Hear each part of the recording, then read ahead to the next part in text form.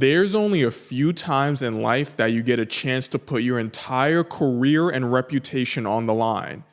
And when you do, you better not miss. Especially when you're doing it by ripping the heart and soul out of a basketball team, one that's beloved by millions. Unfortunately, Mavs GM Nico Harrison did not pull it off.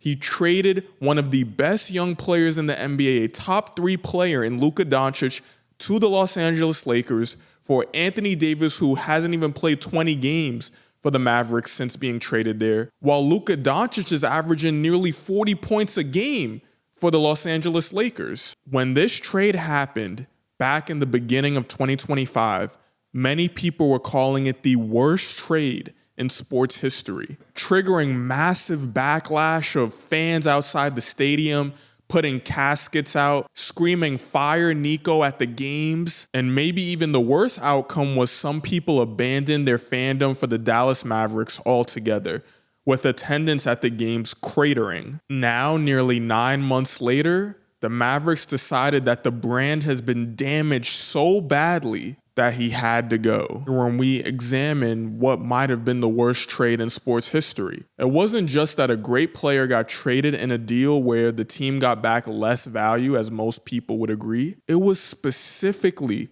the fact that Luka Doncic was the face of a franchise and was a frontrunner for becoming the face of the NBA altogether. When you conduct a hard pivot in your brand or in the story that you're telling and don't convince the people who are on that ride with you that the future is bright, they will quickly feel left behind. So many Mavericks fans were just left asking why? Why would you trade Luka Doncic? The only type of deal that should be justified when moving a star player of that level is if you're getting a king's ransom. With him being a top 3 player, you would at least need to get a top 5 player back, and ideally one that's still young. While Nico was able to convince executives with the logic of the deal, the culture of a team will always be more important. Michael Jordan is equally legendary for the fact that he was a great player and for the fact that the Chicago Bulls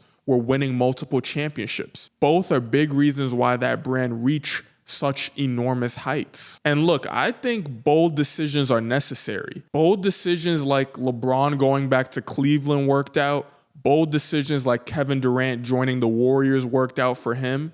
Bold decisions are a part of the game and a part of life for everyone. But there's a big difference between making a bold decision for yourself and making a bold decision for an entire franchise where just as quickly, not even a full year later after the decision, not yielding great results gets you canned, gets you to lose your job, and potentially could get you blacklisted from ever being an NBA GM again. Performance certainly matters, but perception often matters more in sports. So what would you have done if we play out this hypothetical where Luka Doncic was allegedly butting heads with the GM? You have this tremendous talent, someone who will likely be one of the best players in the NBA for the next 10 years, as long as they stay healthy. What do? Do you accept it and say, hey, maybe we're going to butt heads, but at the end of the day, he means too much to our franchise? Or do you explore moving him?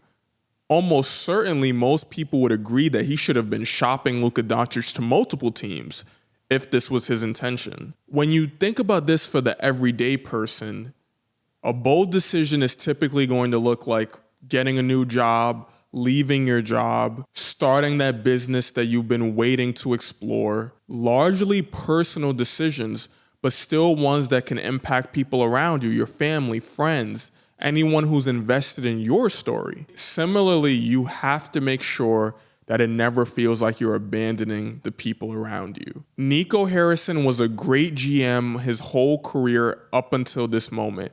And with conflicting stories behind the scenes, fans are led to believe that this has to have been related to some personal issues between him and Luka Doncic. Look, every creative person knows what it's like to feel like you need some strategic pivot.